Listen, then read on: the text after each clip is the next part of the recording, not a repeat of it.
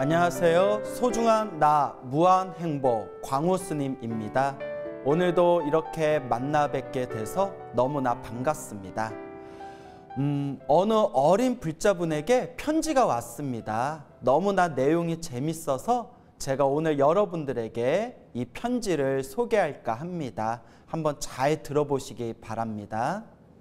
광우 스님, 안녕하세요. 저는 광우 스님의 소나무를 좋아하는 14살의 애청자입니다. 14살이면 지금 한 중학교 1학년 정도 되었겠네요. 야, 중학생이 소나무를 즐겨본다고 하니까 굉장히 감회가 새롭습니다. 저는 조상 가문 대대로가 불교입니다. 저는 부처님이 좋아서 오체투지 108배를 매일 하고 있고 능엄주와 천지파량 신주경, 신묘장구 대다라니, 티베트 밀교 경전에 아미타 구루 만트라 기도를 하고 있습니다. 무슨 14살짜리가 이렇게 기도를 많이 할까요? 능엄주도 하고 천지파량 신주경도 하고 신묘장구 대다라니도 하고 또 티베트 밀교 경전에 아미타 구루 만트라라는 기도는 어디서 봤길래 14살짜리가 이렇게 열심히 기도를 하는지 참 신기했습니다. 예를 들어 월요일은 신묘장구 다라니, 화요일은 능엄주, 이런 식으로요. 저는 부처님 꿈을 자주 꿉니다. 얼마 전에 기도를 하다가 잠이 들었습니다. 근데 꿈을 꿨는데 꿈에서 제가 손에 목탁을 들고 가사와 장삼을 입고 대적광전 앞에서 기도를 하고 있더군요. 지금 저의 키가 167.5인데 꿈에서는 185더라고요. 중학생 14살짜리가 키가 167.5면 굉장히 큰 편 아닌가요? 그런데 꿈에서 자신의 키가 167.5인데 꿈에서는 가사장삼을 입고 그리고 키가 185인 그런 모습으로 목탁을 치면서 기도를 하고 있었다. 이거 편지를 읽을수록 신비하더라고요. 얼굴도 변해 있었습니다. 그런데 부처님이 꿈에서 말씀하시길 너의 전생은 스님이었다. 전 전생도 스님이었다. 너의 7번의 전생이 다 스님이었다 라고 말씀하시더라고요. 그 꿈으로 저의 전생이 스님이란 것을 알았습니다. 꿈에서 현몽을 했나 보네요.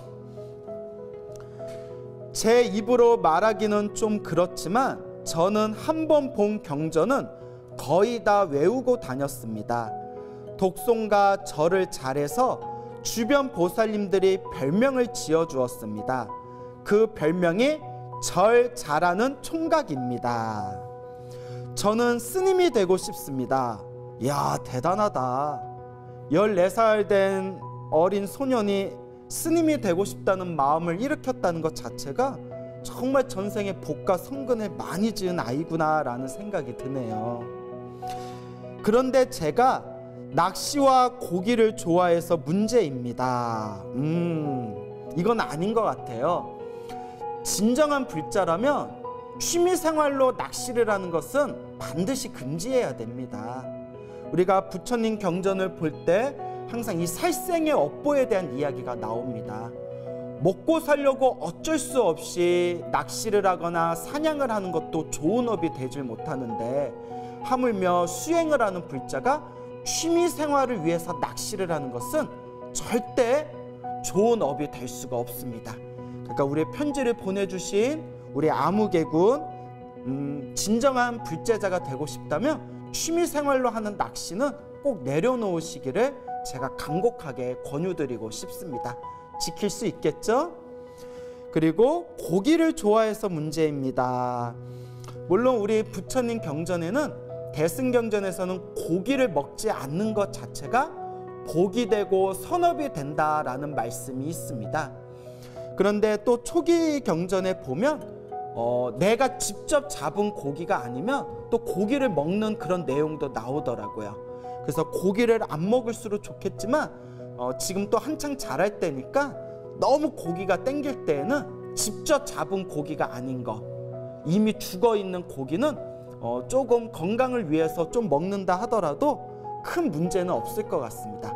하지만 자기 손으로 살생하는 낚시의 업보는 반드시 내려놓으시길 바랍니다. 그리고 점차 고기 먹는 것도 조금씩 줄여나가면 더욱 좋겠죠? 이번 생에 꼭 출가를 할 것입니다. 대단합니다. 부처님의 가피를 받은 적도 많습니다. 요즘은 불교 교리를 공부 중입니다. 부처님 뜻을 알고 싶어서 공부하고 있습니다. 정말 훌륭하네요. 스님, 제 이야기 잘 들어주셔서 감사합니다. 건강 조심하시고 공양 잘 챙겨 드세요. 저 밥 잘 먹고 있으니까 우리 학생분도 공양 잘 챙겨 드시고 항상 건강하시고 그리고 부처님의 가르침 잘 닦아 나가시기 바랍니다. 감사합니다. 나무 영상불멸 학수쌍존 서가모니불 마하바냐 바라미.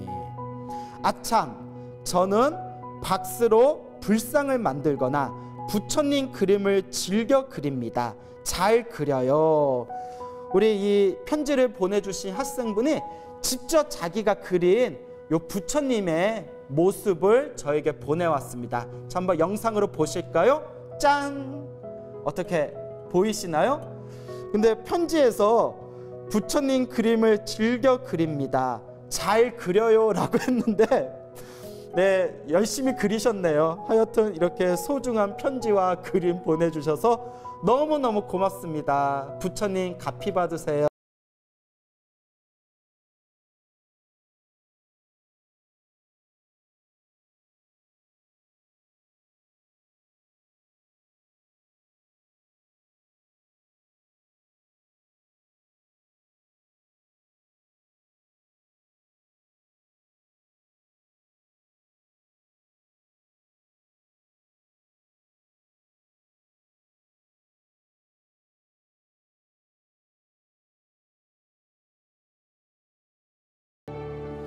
어떻게 편지 함께 잘 읽어보셨죠?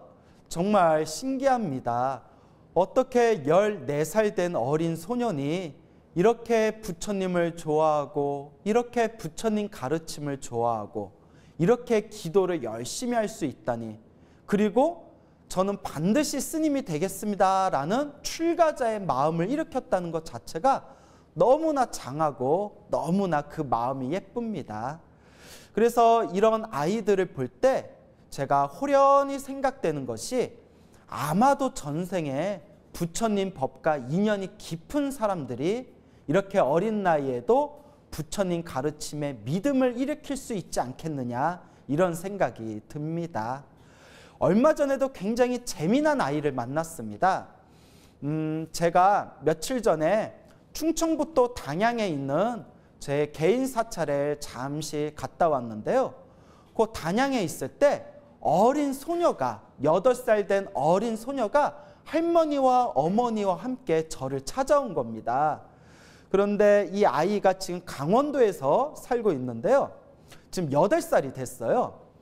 그 아이가 그 강원도에 있을 때 제가 단양에 왔다라는 이야기를 어디서 들었는지 갑자기 눈물을 주르륵 흐르더랍니다. 할머니하고 어머니가 놀래서 얘야 왜 울어 하니까 광우스님이 단양에 왔다는데 여기서 거리가 멀지 않은데 너무 보고 싶어서 눈물이 난다고 그러더랍니다. 그래서 이 할머니가 이렇게 식당을 운영하시는데 그 식당을 하루 휴업을 하시고 그 손주딸을 데리고 제가 있는 단양에 있는 절에 직접 찾아오신 겁니다.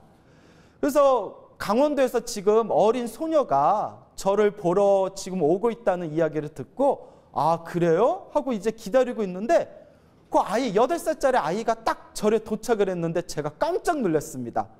글쎄 8살 된 아이가 승복을 입고 있더라고요. 회색 승복을 입고 8살짜리 그 소녀가 할머니 손을 꼭 잡고 저를 만나러 온 겁니다. 어찌나 이쁘던지. 근데 이 아이가 하는 말이 이제 8살입니다. 소중한 나 무한행보 소나무의 완전 광팬이랍니다. 그래서 어떤 내용이 재밌었어 하고 제가 물어보니까 그동안 소나무에서 했던 법문을 줄줄줄줄 읊어대기 시작하는데, 야, 제가 진짜 감탄이 다 나오더라고요. 아유, 아이야, 어떻게 그걸 그렇게 다 외우고 있니? 하니까 씩 하고 웃는데 아무리 봐도 범상치가 않더라고요. 근데 그 할머니 말씀이 이러시는 겁니다.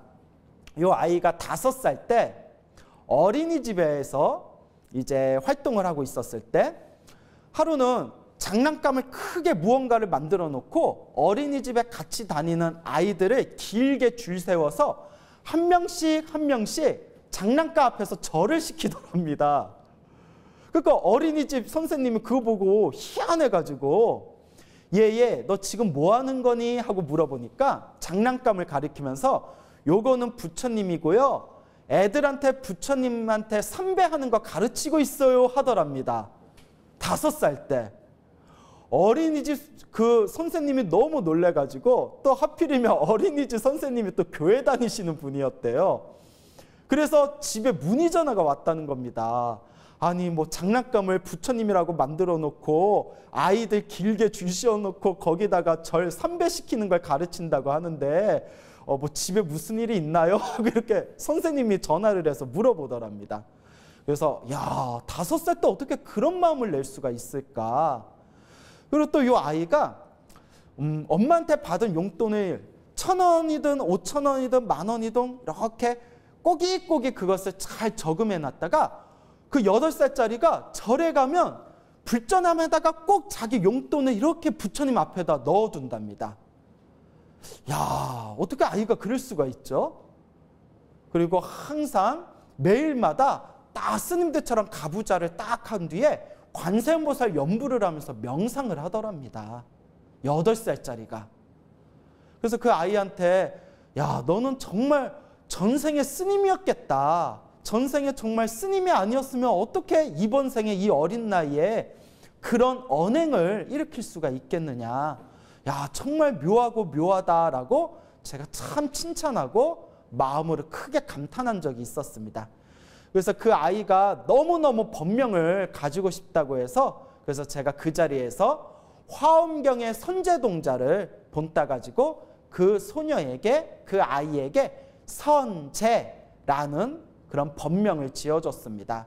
화엄경의 선제동자가 수많은 스승을 만나서 결국에는 마음의 깨달음을 얻었듯이 우리 아이도 이 선제동자를 본받아서 큰 깨달음을 얻어라 라는 마음으로 선제동자의 이름을 본따서 선제라는 법명을 지어주었지요.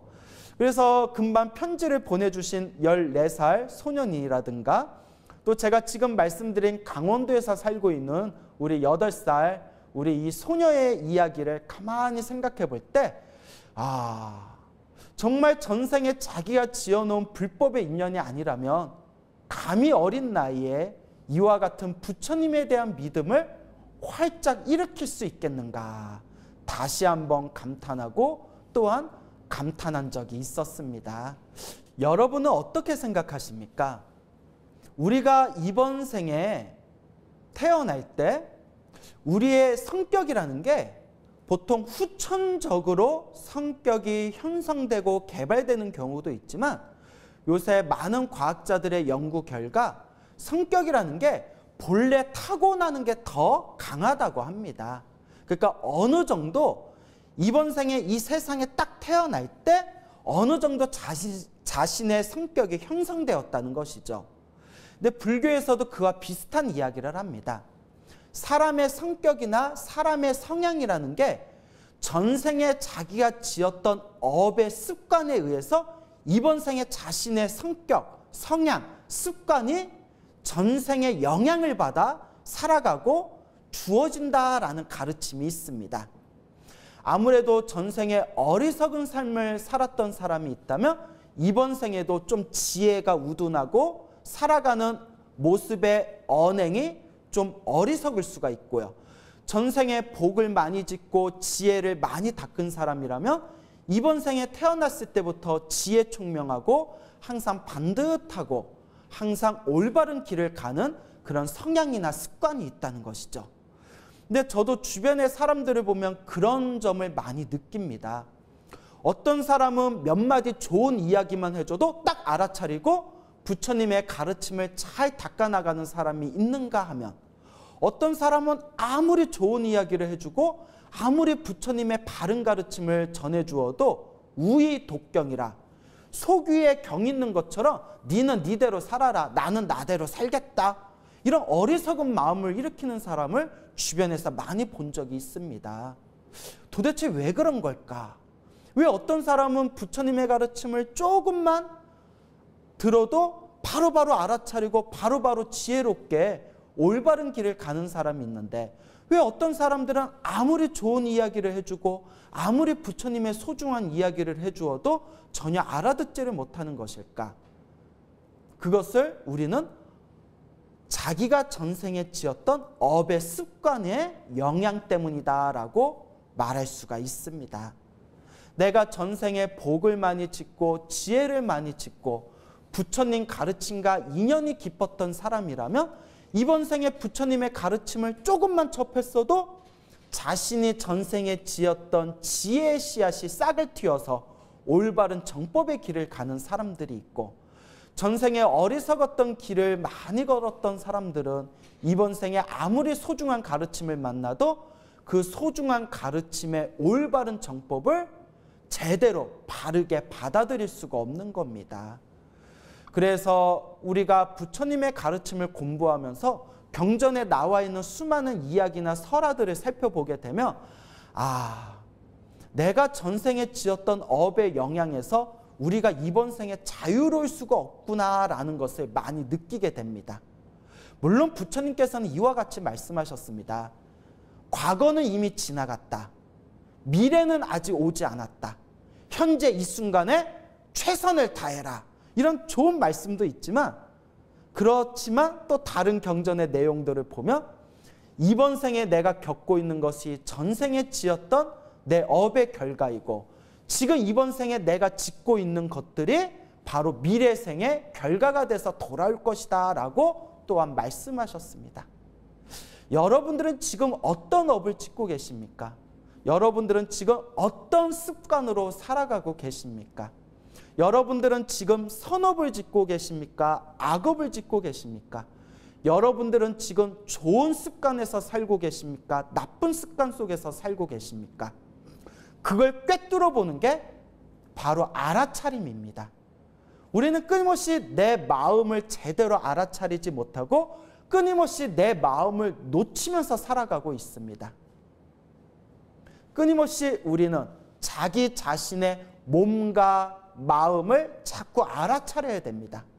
내가 지금 어떤 말을 하고 있는지, 내가 지금 어떤 습관 속에서 살아가고 있는지, 내가 지금 어떤 무의식 속에서 살아가고 있는지, 내가 지금 선업을 짓고 있는지, 내가 지금 악업을 짓고 있는지 끊임없이 알아차려야 됩니다.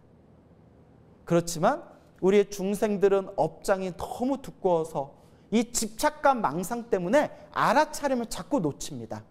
그러면 어떻게 해야 될까요?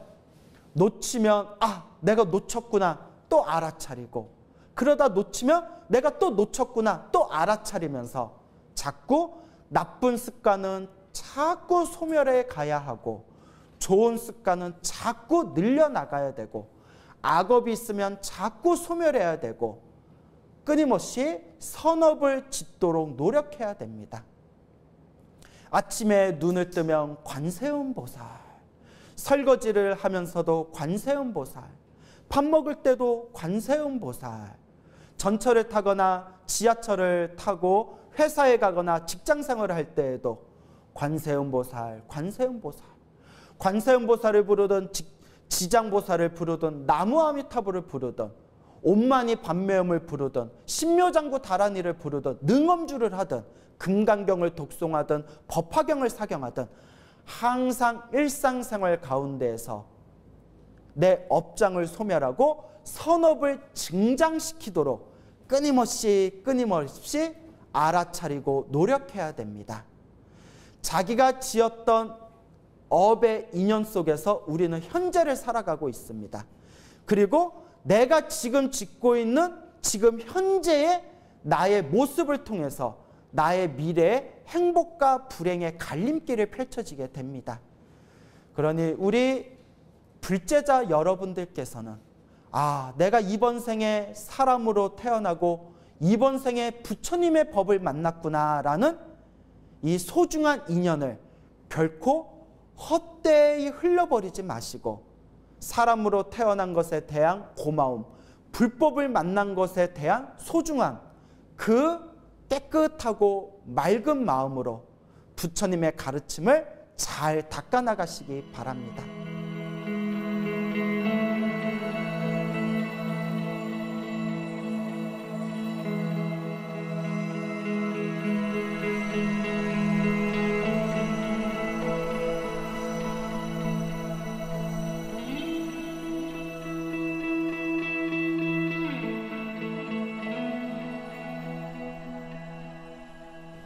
지금 내가 겪고 있는 모든 일이 다 내가 전생에 지었던, 과거에 지었던 업의 결과였구나. 지금 내가 짓고 있는 나의 이 습관들이 다음 생에 행복과 불행을 결정짓게 되는구나. 그러면 나는 지금 어떤 업과 어떤 습관 속에서 살아야 되겠는가. 지혜롭게 판별하시고 지혜롭게 분별하시고 지혜롭게 알아차리시기 바랍니다. 항상 여러분들에게 부처님 가피가 함께 하시기를 제가 축원드리겠습니다. 여러분, 행복해지고 싶습니까? 행복한 삶을 창조하고 싶습니까? 복을 지으십시오. 선업을 쌓으십시오. 공덕을 쌓으십시오. 복과 선업과 공덕의 힘이 여러분들을 진정한 행복의 길로 이끌어 줄 것입니다. 소중한 나, 무한 행복 성불하세요.